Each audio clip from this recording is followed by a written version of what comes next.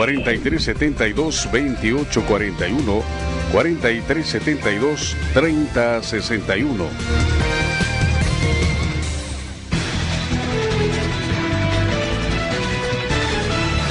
Fin del espacio publicitario.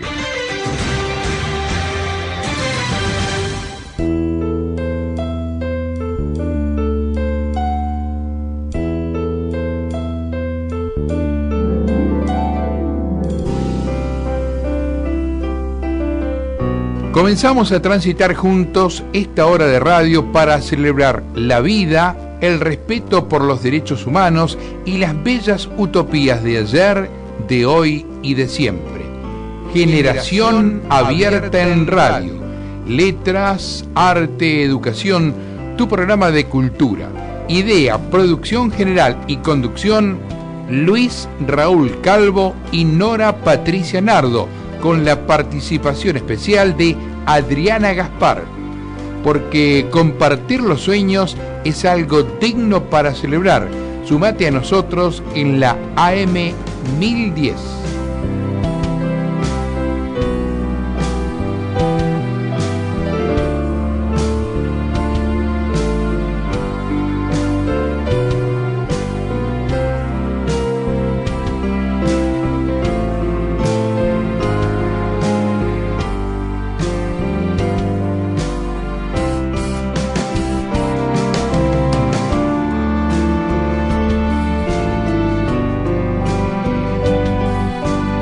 Acabamos de escuchar fragmentos de la versión instrumental de la canción La Vida, Siempre la Vida, de Luis Raúl Calvo, con el acompañamiento musical del maestro Oscar La Higuera. Hola, ¿qué tal? Buenas tardes a todos nuestros oyentes, nuevamente acá en AM 1010 Onda Latina. Con Generación Abierta en Radio vamos a compartir una hora de literatura, arte y educación. Si querés comunicarte con nosotros, podés hacerlo al 4372-2841 o al 4372-3061. Bueno, hoy vamos a sufrir la ausencia de Luis, por problemas personales no puede estar presente, pero bueno, seguramente ya el próximo martes lo tendremos acá con nosotros. Y igualmente estoy muy bien acompañada, porque acá me acompaña la poeta, escritora y periodista e investigadora Patricia Díaz Vialet. Buenas tardes, Patricia, ¿cómo estás? Buenas tardes, Nora, muchas gracias por la invitación. No, por nada. Es una alegría que estés acá compartiendo con nosotros este programa. Nos escribió muchísima gente, te voy a nombrar, porque todo el mundo estaba feliz de escucharte, que estés. Entre ellos te digo, te felicitan Ernesto Vázquez Rivera, Luis Elías Giordano, pongo los anteojos, Marta Albanese, María del Mar Estrella, Elida Martínez, Alejandra Díaz, Susana Groisman, y bueno, y 70 personas han puesto me gusta. Muchas gracias. O sea que estoy acá rodeada de mucha gente que te está escuchando y que te quiere y que te admira. Gracias. Patricia, cuando estuve leyendo un poco tu currículum y tu historia con respecto a la literatura, bueno, vos naciste en la ciudad de Buenos Aires y desde pequeña te gustó escribir, ¿no? A partir de los 8 años como que apareció tu vocación de escritora, o de, no sé si de escritora, sino de hacer poesía. Sí, de poeta, porque yo siempre cuento la misma anécdota. Cuando era muy chica, en el colegio, la maestra nos daba las composiciones, ¿viste? Composición, tema, bueno. Y yo hacía la composición, pero con una particularidad, que hacía más que narrativa, poesía. Tal es así que un día la maestra de tercer grado, de segundo o tercer grado, le dijo a mi madre, esta chica va a ser poeta, porque en la narrativa ponía muchas metáforas, ¿no? Era prácticamente un poema, una descripción, como si fuera un poema descriptivo, ¿no? Sin una trama, quizás sin un final, sin persona, era algo como una descripción. Y ya desde muy pequeña, a esa edad, se me despertó el bichito por la poesía y en casa escribía poemas, ¿no? Qué Y bien. algunos los tengo guardados así en papelitos muy pequeños, como si fueran de esos blocs chiquititos, con una letra que no la reconozco al día de hoy, pero es mi letra. Claro. Ujú. Qué bueno, digamos, ¿estuviste alentada por algún maestro, algún profesor en la escuela secundaria? Mira, esto empezó cuando yo era muy chica, sí. o sea, la primaria, Sí. así que yo creo que viene esto de la niñez, porque yo quería mucho a mi abuelo, al padre de mi madre, Carlos Alberto Sáenz, y él tenía su profesión, era abogado, pero aparte de eso era muy buen traductor, pero muy humilde, porque su obra no se conoce mucho, pero tradujo del inglés Shakespeare, también del francés y del latín. Por y eso... yo siempre, vos sabés que siempre que iba a la casa de él, que lo visitaba prácticamente a diario, lo veía estudiando, leyendo, traducía mucha poesía, incluso tradujo una parte de la Biblia, o sea, realmente era un hombre muy, muy culto. Y eso creo yo que esa imagen me motivó, sí. Quizás lo admiraba, y por algo que correrá en la sangre, porque bueno, en mi familia también hay otros poetas. Tu bisabuelo, ¿no? Claro. Escritor. Sí, hay varios escritores en la familia, tanto de mi madre como de mi padre, y creo que por algo familiar o algo que se olfateaba en el aire, yo comencé a escribir poesía de muy chica, seguí durante toda la adolescencia, que escribía cuadernos, y bueno, y sigo hasta el día de hoy. Pero estudiaste el profesorado, ¿no? Traductorado de inglés, el profesorado de inglés. Sí, hice el profesorado nacional en idioma inglés, Joaquín B. González. No estudiaste literatura, si bien hiciste talleres que después vas a contar. Sí, porque vos sabés que yo tenía estaba entre los dos, estaba en hacer letras y hacer el profesorado nacional de idioma inglés. Claro. Y vos sabés que yo empecé también a trabajar, a dar clases desde muy chica. A los 15 años ya daba clases de inglés y cursos de inglés, porque estudiaba con un inglés muy famoso que vivió aquí en la Argentina, Patrick Dudgeon, que fue un director de lenguas vivas, etcétera, etcétera. Y bueno, ya comencé a trabajar con él desde muy pequeña. Entonces me gustaba mucho el idioma inglés, pero más que nada la literatura. Claro. Y vos sabés que el profesorado nacional de inglés en el Joaquín B. González es prácticamente letras, pero en inglés. Sí. Entonces, bueno, después hice toda la parte de taller literario en la Sociedad Argentina de Escritores durante varios años, y bueno, la poesía uno se va formando con las lecturas, ¿no es así? Así es. Entonces también esta cosa de admiración con tu abuelo y que traducía también, ¿no? Viene acá, ¿no? A conjugarse con este amor a la poesía y a la traducción. ¿Y estudiaste talleres literarios con Castelpoggi? Sí, con Atilio Jorge Castelpoggi. Empecé también muy pequeña, a los 17 años. Yo escribía bastante, incluso me presentaba en concursos. No ganaba, ¿no? Así, pero me presentaba y mandaba los libros y todo.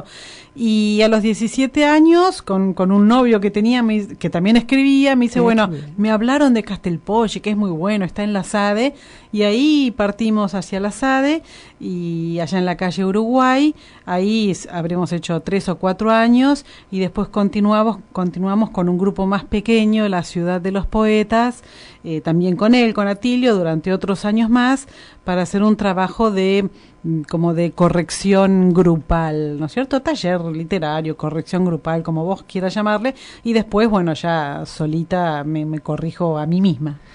Interesante. Vos también decías o te leía que la importancia de trabajar o de estar dentro de un taller con un otro, la importancia de leer a los escritores, ¿no? De tener quizás un coordinador que pueda darnos algún tipo de lectura para profundizar, ¿no? Y para conocer a otros escritores.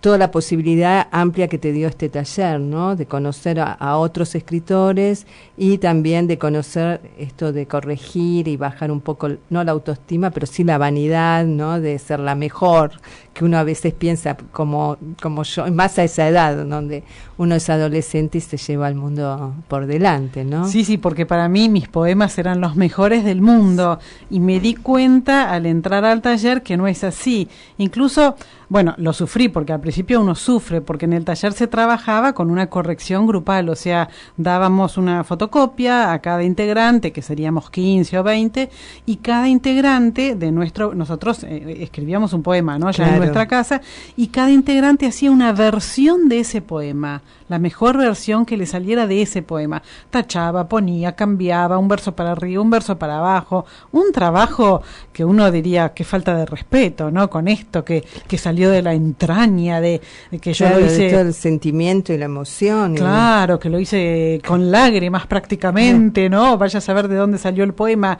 Entonces, esa cosa irrespetuosa, pero digamos, viéndole el lado positivo, me curó de la vanidad. Incluso yo recuerdo, mira, en uno de los del primer año creo que fue, una señora que quizás en ese entonces tendría 40, pero para mí era mucho más grande.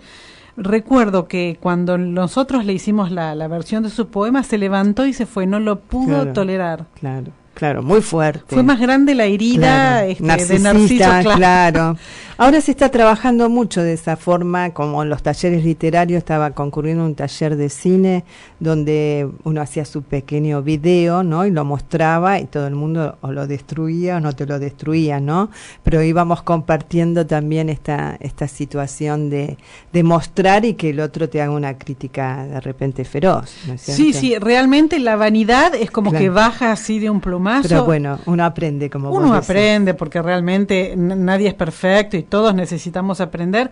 Y lo otro que vos muy bien mencionaste es el conocimiento, el mundo que se abre anchísimo a los grandes poetas. Claro. Porque quizás yo de jovencita leía siempre lo mismo y escribía siempre lo mismo y en la misma forma, pero allí, por ejemplo, conocí a Enrique Molina, a Olga Orozco, a Pizarnik la conocía, pero otros no, a Vladimir Mayakovsky no había escuchado nombrar, o Pierre Janjou, o los surrealistas franceses, o César Vallejo, pero realmente leerlo, digamos, de verdad, no solo en los heraldos negros. O sea, entonces todo eso amplía, digamos, y hace como mucho más grande la experiencia poética y la experiencia de la palabra. Entonces nutre, uno se va nutriendo, va tomando un poco de ellos, no en copiar, sino bueno, en tomar, en ver a ver qué técnica usan. Otra cosa interesante era esto de tratar de descubrir en un poema, por ejemplo, de Olga Orozco o de Giannuzzi o de cualquier otro poeta argentino o latinoamericano, descubrir por qué es tan bueno este poema. Por ejemplo, el gran poema Alta Marea de Enrique Molina, que es excelente. Es excelente, viste, en todas las antologías está ese, ¿por qué está ese y no otros? Claro. Entonces, descubrir con una lectura muy, muy profunda y muy detallada, ¿qué hizo Enrique Molina en ese poema? Aparte del talento, pero aparte hizo otra cosa. Claro, o sea, el oficio tiene técnica, tiene saber, tiene un saber. Y eso en poesía no es tan fácil, ¿no? Entonces hay que tratar de descubrirlo, de ir leyendo entre líneas. Y eso lo logré en el taller. Qué bueno. ¿Y cómo apareció tu primer libro? Mira, yo como te dije venía escribiendo bastante, pero una vez que comencé a hacer taller fue antes y después, porque todo lo anterior, lo que había escrito de adolescente a los 14, 15, 16, 17, mi gran pila de cuadernos, ahí quedó, todavía quedó ahí para el recuerdo, lo tengo todavía, y comencé a escribir para mí, de una mejor manera, o sea, una manera más enriquecida. Y bueno, una vez que junté el material, tenía siempre como temática que todavía me acompaña hasta el día de hoy, el amor, el apasionamiento, quizás es lo que más me interesa en la vida, y por el otro lado la muerte. Esos dos eran mis ejes temáticos. Y escribí bastante sobre eso, entonces empecé... Esos son los que se conservan. Los que se conservan, sí. Entonces ahí, bueno, pude publicar después de bastante tiempo, me presenté a algunos concursos, y porque era muy difícil publicar en un entonces, y gané el primer premio del Fondo Nacional de las Artes, lo que me posibilitó publicar la publicación de mi primer libro, porque bueno, ese era el libro inédito que yo mandé, que se llamó Los despojos del diluvio. Y ese libro lo publiqué, bueno, obviamente con el primer premio del Fondo Nacional de las Artes, que el premio era la publicación. A partir de allí no paraste nunca, y aparte los premios continuaron. Sí, continuaron, sí, por suerte. Buenísimo, ¿no? Porque bueno, porque también uno tiene como cierta responsabilidad, ¿no? Con respecto a una vez que reciben su primer libro que publica este premio, habrá sido muy fuerte, tanto para incentivarte como con la responsabilidad. Por eso, por lo que te escuché decir, sos muy autocrítica con respecto a tus poemas, tardás muchísimo tiempo en publicarlos. Exactamente. Hay poemas que, por ejemplo, yo los reconozco porque me acuerdo, no en este libro, pero en el anterior, hay poemas que tienen 10 años de trabajo. Y no digo que tengan trabajo diario de 10 años porque es imposible, pero hace 10 años que los escribí, están ahí, no me satisfacen, los corrijo, no me satisfacen, los vuelvo a corregir a los meses, no estoy del todo satisfecha, y pasa, y a los 10 años digo, sí, así es. Qué ¿no? bárbaro, tomar todo ese tiempo, ¿no? Sí, así que te digo, soy bastante obsesiva, también soy, como vos dijiste, profesora, y se ve que tengo el amor por el detalle y la obsesión, hasta que yo no esté del todo satisfecha y me parezca que realmente vale la pena publicarlo, ¿no? Porque tengo mucho material inédito, pero no me parece que en este momento eso esté para ser publicado. Bueno, en un minuto continuamos. Sabés que nuestro músico de este mes es León Gieco. Y vamos a pasar la Navidad de Luis y contarte que la Navidad de Luis fue una canción hecha en 1973, la compuso, y donde hay un diálogo entre Luis y su empleadora. El primero rechaza una dádiva que le ofrece su empleadora en la víspera de Navidad, aduciendo que seguirá los consejos de su padre y seguirá viviendo su vida de la misma forma. Sabés que durante la dictadura militar fue autodenominada, fue censurada o se intentó censurar diciendo que contenía mensajes satánicos. Ajá, claro, sí, vueltos al revés, digamos, claro, escuchándolo al revés. Sí, claro, solo porque no aceptaba la dádiva de su empleadora. Bueno, por favor, nos acompaña nuestro operador Aníbal Guerrero. Gracias, Aníbal.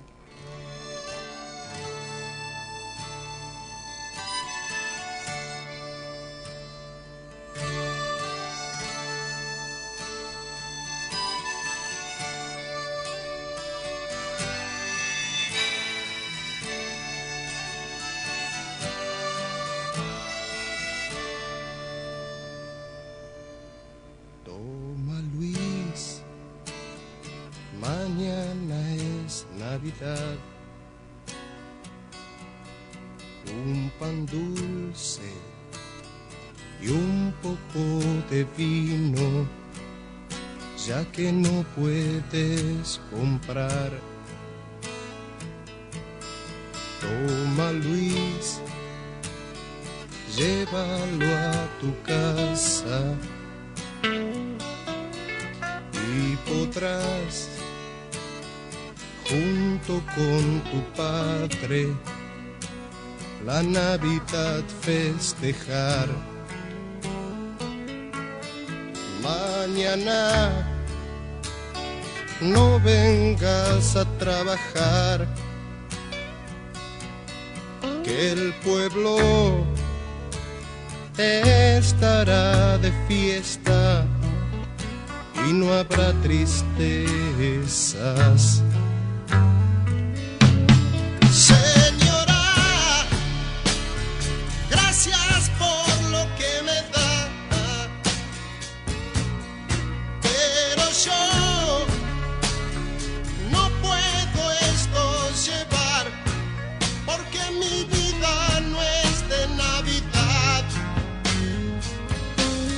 Señora, cree que mi pobre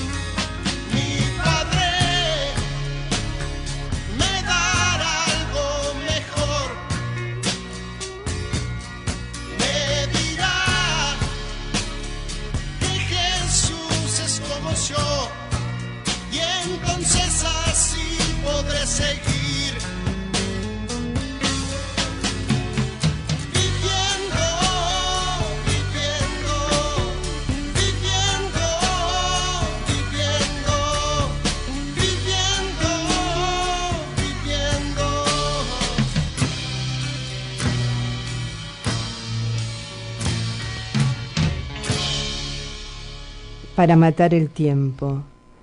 Es una nada que simula un todo, el sólido vacío que en algo nace, vuela tu mano, sangra, reza y yace, alma prensil con que escribes tu todo, mejor dicho, te escribe mano a codo, la palabra poema, donde pase tu buey tan ojos que el dolor enlace, que lo lleve a otro mundo, donde el modo de ser vos mismo es, sin más, ser nadie, y allí al fin te disuelvas, luz y estrella, amando el raro amor que otorgó vida a tu otro yo, tu muerte renacida. Jamás la muerte resultó tan bella, vivo estarás mientras tu muerte irradie.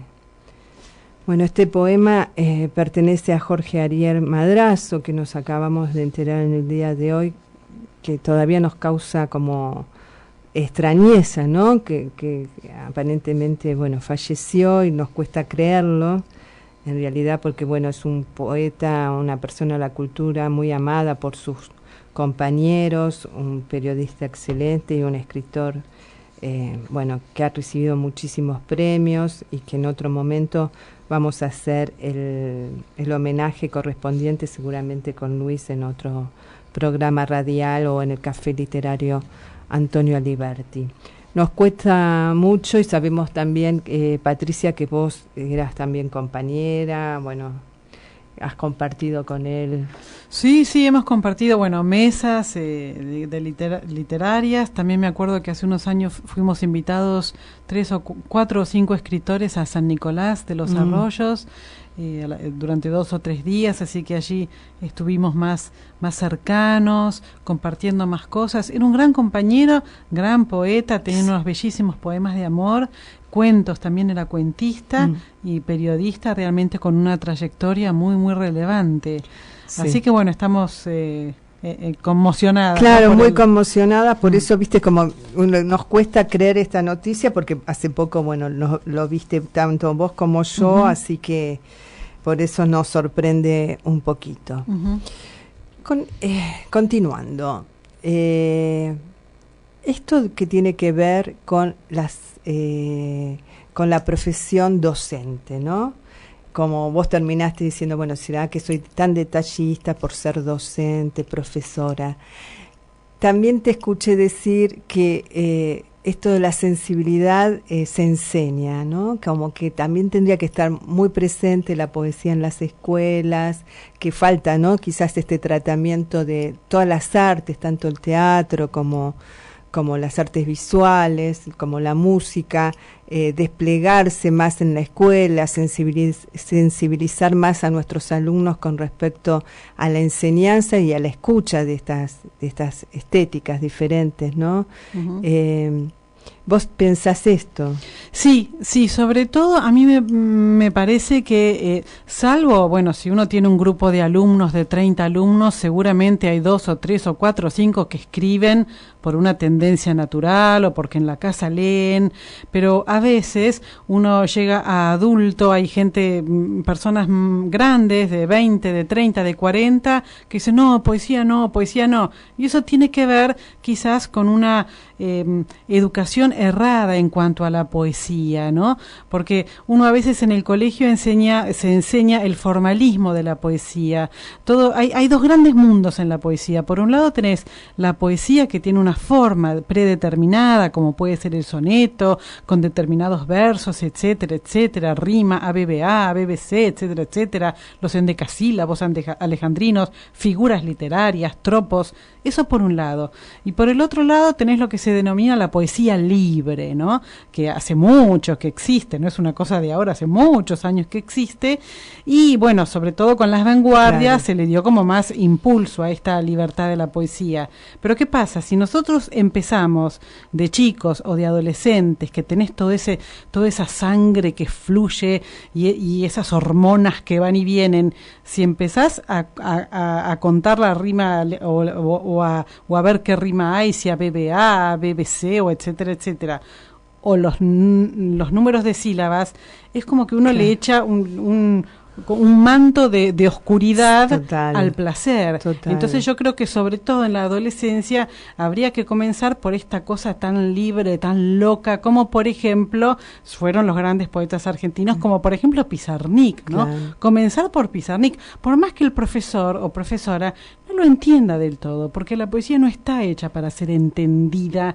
como puede ser un problema matemático o una receta de cocina. La poesía es como la música. Si vos escuchás un tema musical, instrumental, y yo te digo, decime qué pasa en el tema. ¿Cómo qué pasa? Sí, contame la historia. ¿Qué historia? La del tema. ¿Pero cómo? No, son sensaciones, o sea, la música da en el corazón, en la piel, en el recuerdo, en la mente, sensaciones. El poema, a pesar de trabajar con la palabra, que la palabra remite a algo, el poema trabaja con el sonido también. Claro. Entonces uno a veces escucha poemas y no tiene un 100% de comprensión en cuanto a qué me quiere decir el poeta, ¿por qué no me lo dice más fácil? ¿No? Sí. Estoy enamorado y tal persona no me ama. No es así. Tiene que ver con la musicalidad, con la forma. Entonces a veces me parece que los adolescentes, me parece a mí, ¿no? Que tendrían que el colegio tendría que empezar por eso, por lo que se entiende poco, no por la copla no por decir por la copla de Manrique, pero por algo que se entienda mucho, sino que por lo que se entiende poco, pero por lo que golpea en el corazón. Lo que le llega al adolescente. ¿Sabés que con Luis tenemos una experiencia en una escuela nocturna que visitábamos, que tenía muchas dificultades de abandono, los chicos, y de poder apropiarse del conocimiento? Que hicimos una experiencia con una docente de letras, donde le llevamos unos poemas de dos poetas argentinos contemporáneos, entre ellos uno Amadeo Gravino, para que los pudiera trabajar con los alumnos, estos alumnos de escuela carenciada, de vidas difíciles, que concurrían a la noche. Y sabés cómo se prendieron, ¿no? Después de ser trabajados, la profesora excelente, empezaron a leer. Y después pudieron producir algunos su propia poesía. Y hicimos un café que se llamó café o mate cocido en la escuela, ¿no? Nos lo pusieron otro nombre, creo que nos recibían con mate cocido literario, una noche de mate cocido literario. Y abrieron las puertas, y entonces fueron estos dos poetas, tuvieron la charla con estos alumnos, y tuvieron también pudieron mostrar algunos, los que se animaron, su poesía. Te digo que los docentes que estaban allí no podían creer que tenían ese tipo de alumnado, ¿no? Que podía sensibilizarse, que podía escribir de esa manera, ¿no? Cómo se había afectado la subjetividad de estos pibes a partir de la lectura de estos dos poetas, ¿no? Qué linda experiencia la que me contás, porque también ahí lo que ves es que la palabra y la poesía llama a la poesía. Eso le sucede mucho a los poetas. Yo, por ejemplo, tomo un libro de un poeta, comienzo a leer, y a la noche escribo algo. Qué bueno. ¿Por qué? Porque la poesía incentiva, impulsa la creación poética, o sea, la lectura impulsa, y si no, es algo como que me está rondando en la cabeza y después al día siguiente o a la tarde siguiente lo vuelco en la computadora o en el papel, y eso seguramente le pasa a los alumnos, que quizás no pensaron que ellos eran capaces de escribir 1, 2, 3 o 10 versos, pero el hecho de trabajar con un poema los impulsó, los empujó un poquito hacia el trabajo con la palabra. Y otra cosa que es importante, que muchos escribimos, hay mucha gente que escribe poemas en su casa, pero no todos publican, ¿no? Por un lado, hay gente que no le interesa, pero el hecho de crear, o sea, bueno, en el caso de poesía, es muy sanador, es terapéutico en cierto aspecto. Entonces es muy bueno probar, aunque lo que uno escriba no le guste, dice, bueno, esto no es muy bueno, no importa, porque es esto de sacar afuera, ¿no? Lo que uno tiene adentro. Las veces en que uno está, yo por ejemplo estoy angustiada o triste, escribo y me siento un poco mejor. No te digo que es curativo, bueno, pero un poquito mejor. Bueno, bárbaro, porque pudiste desplegar todos tus sentimientos, ¿no? Y no lo pusiste en el cuerpo, sino en la palabra. Vamos al segmento de artes visuales y después queremos escuchar algunos de tus poemas. Perfecto. Estamos con Adriana Gaspar para charlar sobre artes visuales. ¿Qué tal, Adriana? ¿Cómo te va? ¿Qué tal, Luis? ¿Cómo te va? Bien, muy bien. ¿De quién nos vas a hablar hoy? De Max Rothko, un artista nacido en Lituania, pero bueno, que de muy chico fue a vivir a los Estados Unidos y bueno, por eso está muy ligado también a toda la corriente del expresionismo abstracto. Aunque el artista no quería adaptarse o encasillarse dentro de esa corriente, porque en realidad su identidad visual la adopta desde otro lugar y desde otra corriente estética, pero bueno, en sus comienzos de la década del 40, desarrolla una imagen muy ligada al surrealismo y más tarde al expresionismo abstracto. Aunque a fines de la década del 40 es cuando su obra comienza a tomar esta identidad, digamos, autónoma, que es la que más tarde lo define como el gran artista que fue, ¿no? Un lenguaje abstracto, muy personal, caracterizado por un proceso de refinamiento y simplificación de las formas. El artista, para que los oyentes se puedan dar una idea acerca de lo que estamos hablando, le decía acerca de su forma. No tiene relación directa con ninguna forma particular visible, pero en ella se reconoce el principio y la pasión de los organismos. ¿Por qué? Porque hablaba en sus lienzos, que eran de grandes formatos, en los que él establecía un vínculo muy particular desde el color con el espectador. Él decía que el color llegaba realmente al alma del espectador, ¿no? Es lo que establecía el contacto, ¿no? La comunicación. Para él era muy importante y es lo que establecía este vínculo con quien miraba su obra. Una obra de un carácter muy fuerte, muy sensible, mucha carga espiritual, concebida casi podríamos decir hasta como una tragedia atemporal. Fue un artista de una personalidad muy obsesivo, muy meticuloso y muy cuidado incluso con el montaje de sus obras. A tal punto que incluso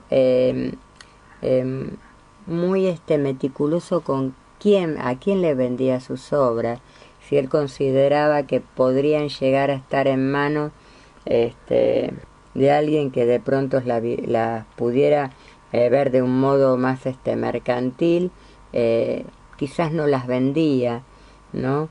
La verdad que una carga espiritual y realmente le daba un valor trascendental a su obra, creo que muy importante, ¿no? Y interesante a tener en cuenta, ¿no?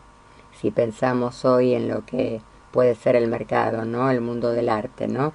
Con lo que tiene que ver con el mercado. Claro, se priorizaban cuestiones más de tipo artístico en aquellas épocas. Se priorizaban cuestiones más de tipo artístico, pero justamente en la obra de este artista no estaba esto muy caracterizado, porque en la obra de otros artistas, por ejemplo en Polo, el tema de la circulación y la venta de las obras era como muy importante y tenía mucho peso en su vida. Sin embargo, este artista, el vínculo con el espectador lo lograba desde la emoción y hablaba de la trascendencia de su pintura, más que de lo que podría ser la mercantilización de su pintura, ¿no?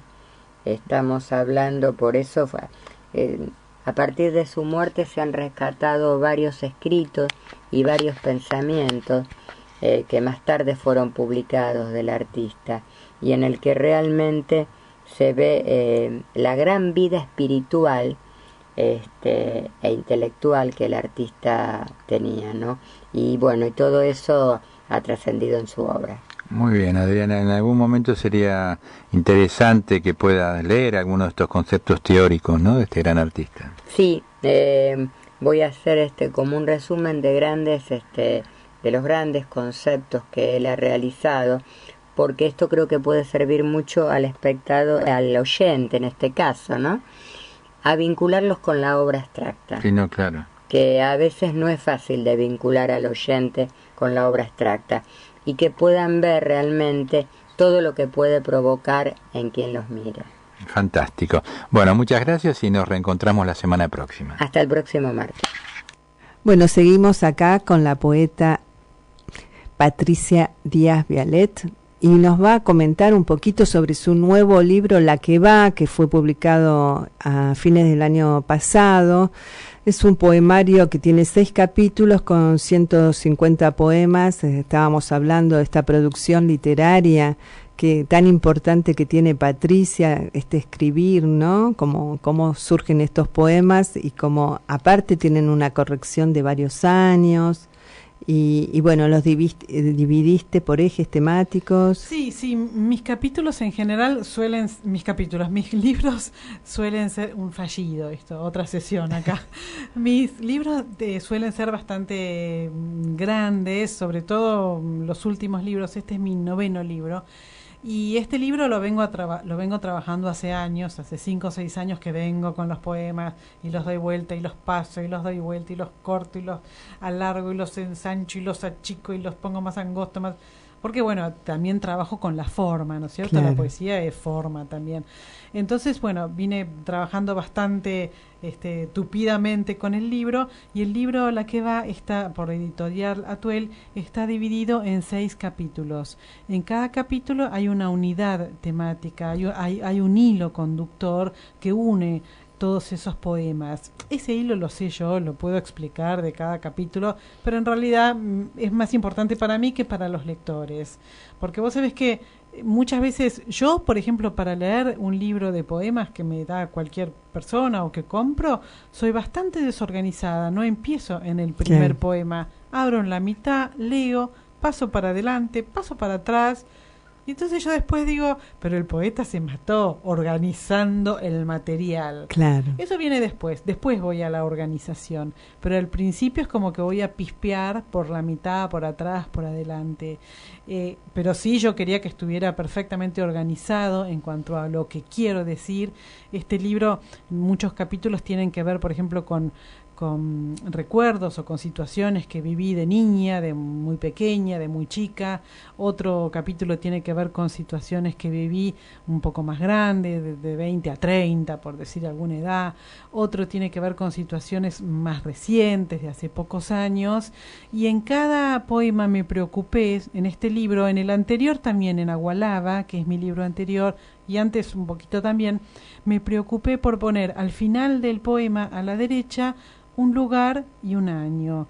Eso es la referencia del poema, porque claro. Yo siempre digo que mi poesía es autobiográfica, pero este libro es totalmente autobiográfico. Son todas cosas que viví, que me sucedieron, y abajo pongo en el barrio de San Telmo, año 1997. Buenísimo. Uh-huh. Bueno, escuchemos.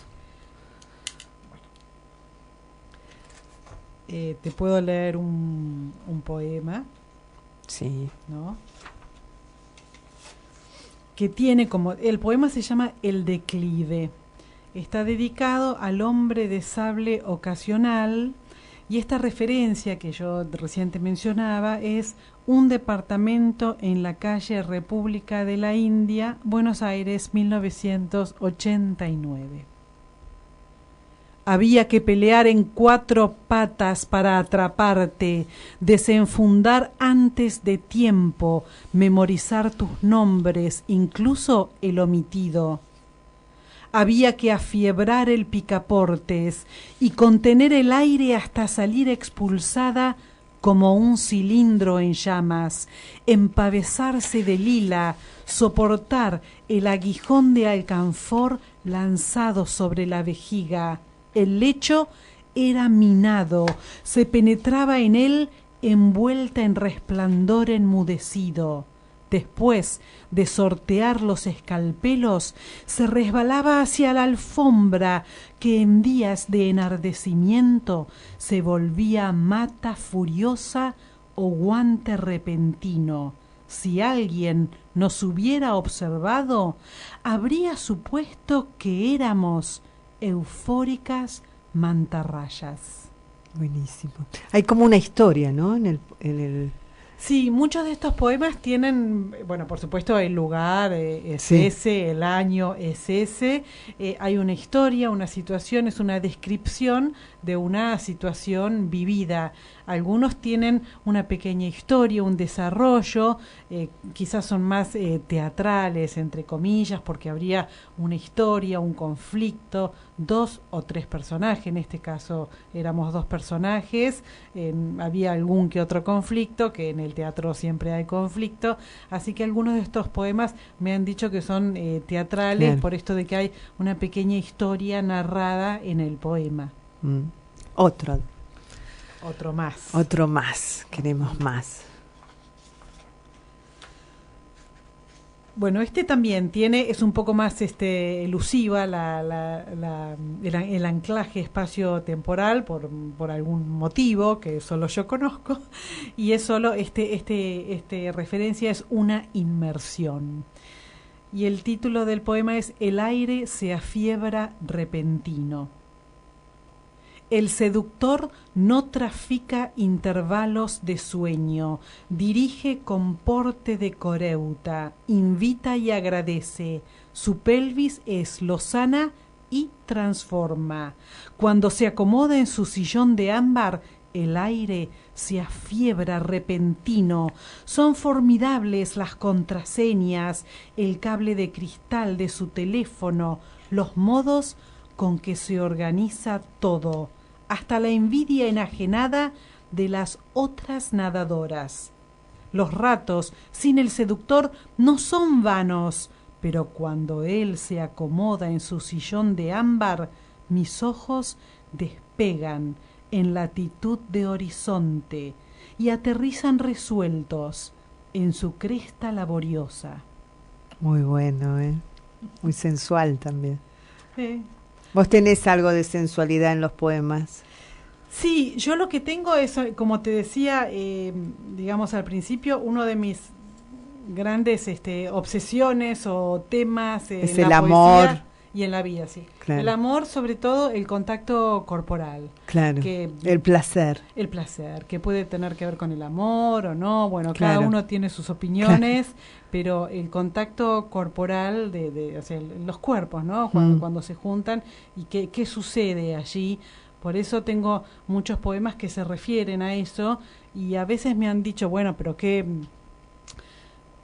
despojada de prejuicios, ¿no? Para contar tal o cual cosa. Y bueno, son mis obsesiones, cada uno tiene sus obsesiones y esta es una linda obsesión, ¿no? ¿Qué te parece? Buenísimo. Vamos a un tema musical y seguimos con la lectura. Perfecto.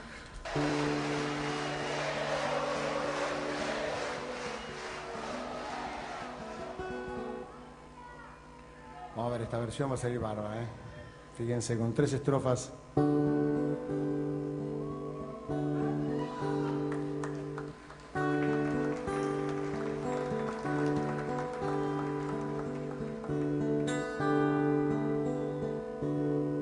Tantas veces me mataron, tantas veces me morí, sin embargo estoy aquí resucitando. Gracias doy a la desgracia y a la mano con puñal, porque me mató tan mal. Y seguí cantando, cantando al sol como la cigarra, después de un año bajo la tierra, igual que sobreviviente que vuelve de la guerra. Oh, ay, ay, ay.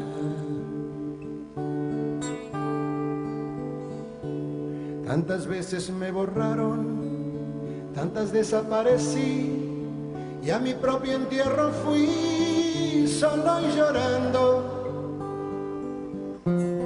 Hice un nudo en el pañuelo, pero me olvidé después que no era la única vez. Y seguí cantando, cantando al sol como la cigarra, después de un año bajo la tierra, igual que sobreviviente que vuelve de la guerra. Oh, ay, ay, ay. Tantas veces te mataron, tantas resucitarás, cuántas noches pasarás desesperando. Y a la hora del naufragio y de la oscuridad, alguien te rescatará para ir cantando, cantando al sol como la cigarra, después de un año bajo la tierra, igual que sobreviviente que vuelve de la guerra. Patricia, vos estás relacionada mucho con el teatro, estudiaste teatro en el IUNA, ahora UNA, Universidad Nacional de Arte, también con Raúl Serrano, con Raúl hice toda Serrano. la escuela hace muchos años, y con otro actor ruso fallecido, Andrés Zubov. Sí, estudié mucho teatro, hice algo de teatro, por supuesto, no me dediqué a eso, obviamente, pero bueno, ahora soy miembro del jurado de los Premios Teatro del Mundo, que es, bueno, Qué bárbaro eso. un concurso realmente de teatro anual muy importante, que se dan unos premios, realmente unas grandes distinciones, y bueno, veo mucho teatro. Y estudiaste también, todas las historias del teatro. claro, bueno, después hice el IUNA, el Instituto Claro. Universitario Nacional de Arte, que tiene mucha teoría, que es muy importante. Bueno, la verdad que he estudiado también música, canto, bueno, Todas las digamos, artes. bastante incursioné por diferentes campos del arte, y también lo que hicieron, bueno, hace 2 años se hizo una obra en el Centro Cultural de la Cooperación con un tigre en la boca, Manual de los Amantes, en donde había poemas míos, poemas de Juana Villafañe, de Laura Yazani, de Jorge Bocanera.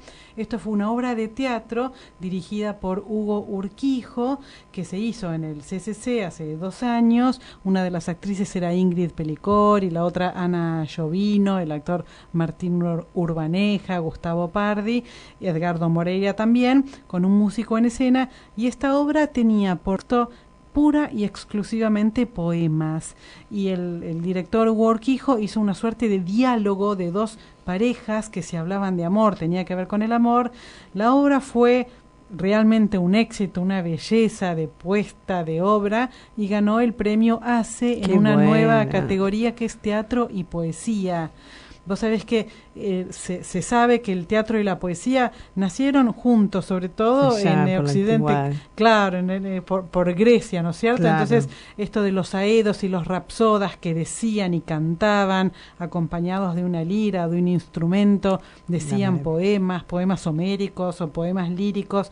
Bueno, ese es nuestro origen de la poesía, es anterior, porque tiene que ver también con los pueblos primitivos, con lo mágico de la poesía, las invocaciones, pero últimamente se está dando que hay muchas obras de teatro cuyo texto es en un 90 o en un 100% poesía, y eso es muy atractivo, porque hay gente que quizás no compra un libro de poemas, pero le gusta ir al teatro, escucharlo.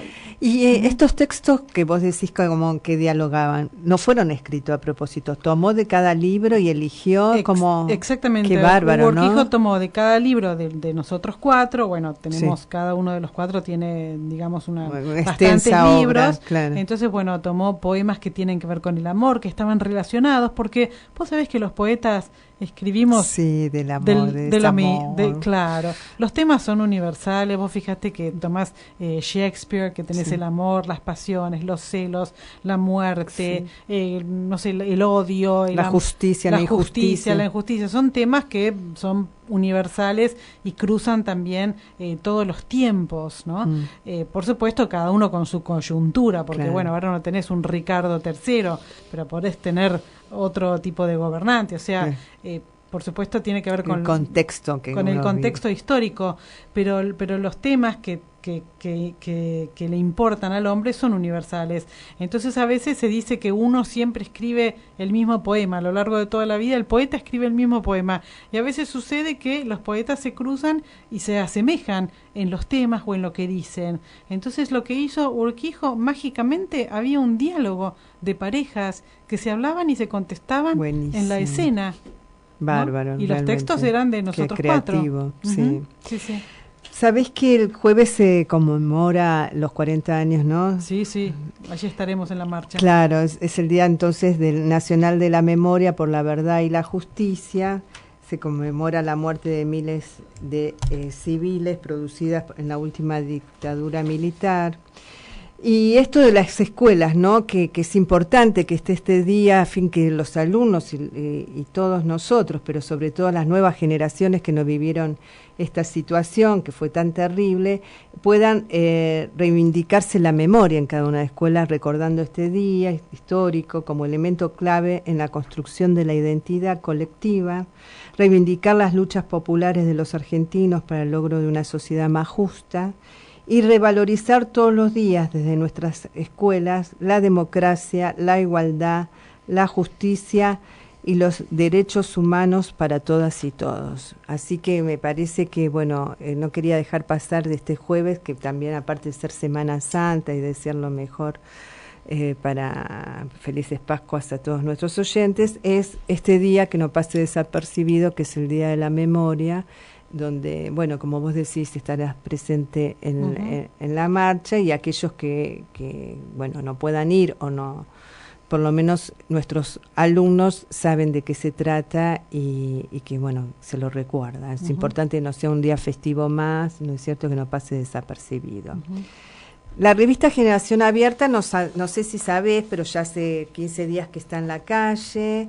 Es una revista cultural, letras, arte y educación, como bien vos la conocés. Tiene una variedad de notas importantes, te la voy a dar para si la tenés y la podés ver. Pero bueno, vamos a ir hablando de cada uno de los artículos que nos falta hablar el próximo martes, porque el programa se fue muy rápido. Pero antes que se nos vaya todo el programa, quisiera que nos puedas leer algún poema para terminar con el encuentro de hoy.